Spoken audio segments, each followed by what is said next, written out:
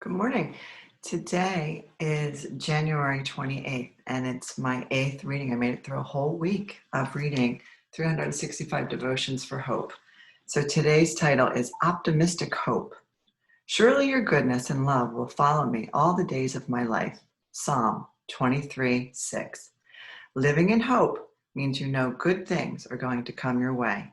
You have a sense of optimism about your future, your life, and yourself.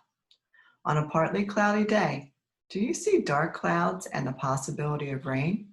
Or do you see dark clouds and the sun that shines behind the clouds?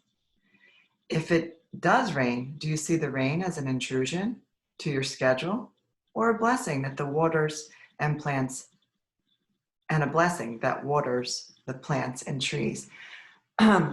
So, yeah, rain does not like my body.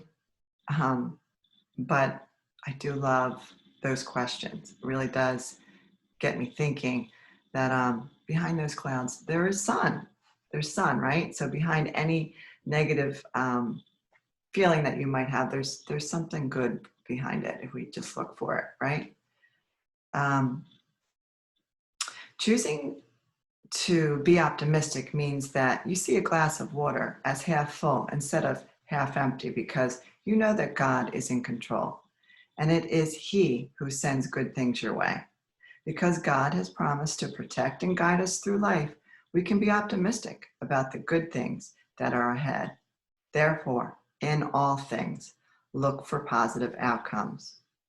I'm going to stop there for a second. So, um, in all things, like even when you are going through challenging times in your life, um, something good can come out of it.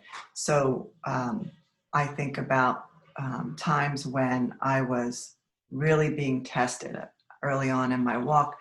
I had a friend who said, Linda, you're going to go through some difficult times. You're definitely going to be tested.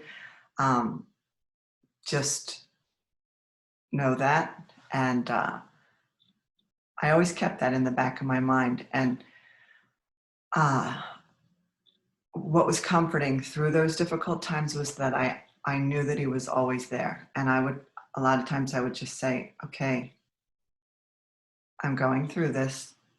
This is happening right now. Hold my hand, right? A friend of mine um, told me that she used to always say, hold my hand and calm me down and help me through.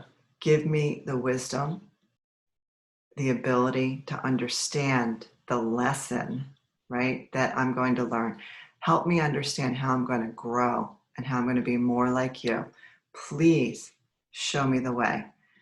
And what I like the most is during those very challenging times where I was being tested, there's always a sense of peace and comfort and joy amidst the storm. Very difficult to explain other than just that I always knew that if I turned to Him during that time, my heart would start to calm, my pounding heart would calm down, and I could see a little clearer because it wasn't me. I let go of my ego and I just said, take over.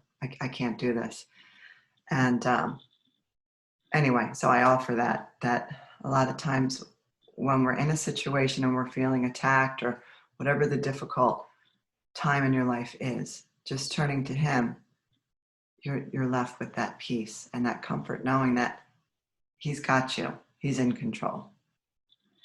Anyway, let me finish. So, therefore, in all things, look for the positive outcomes. You can not always control what you will face, like I just said, but your attitude is yours. If you choose to view problems negatively, they will wear you down and leave you hopeless.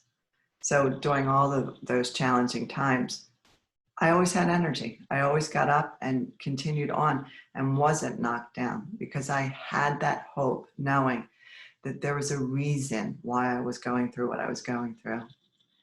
But if you choose to view problems optimistically, they will always be for your good and will empower you for the future. Surely goodness will follow you. So you should keep an optimistic view. Dear God, thank you that according to your word, goodness will follow me. Help me to remain focused on that truth, no matter what happens. Amen. And that's what I have for today on day 8. All right. See you tomorrow.